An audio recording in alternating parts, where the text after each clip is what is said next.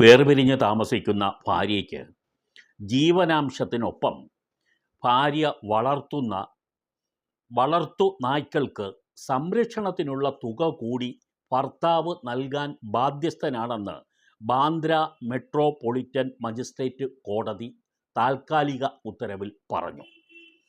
പിരിഞ്ഞു താമസിക്കുന്നത് കൊണ്ട് ബന്ധങ്ങളിലെ മൂല്യത്തകർച്ച വൈകാരികമായി ഭാര്യയെ തളർത്തുന്നത് ഒഴിവാക്കാൻ, ആരോഗ്യകരമായ ജീവിതം അവർക്ക് നയിക്കാനും വളർത്ത് നായ്ക്കളുടെ സാമീപ്യം ആവശ്യമാണെന്നുള്ളതുകൊണ്ട് അവർ വളർത്തുന്ന നായ്ക്കൾക്ക് സംരക്ഷണ തുക കൊടുക്കാൻ ഈ ഭർത്താവ് ബാധ്യസ്ഥനാണെന്നാണ് കോടതി പറഞ്ഞത്. ഈ 2021 മുതൽ പിരിഞ്ഞ് താമസിക്കുന്ന ഭാര്യയാണ് ഈ കാര്യം ചൂണ്ടിക്കാട്ടി ഭർത്താവിന് എതിരെ കോടതിയെ സമീപിച്ചത്.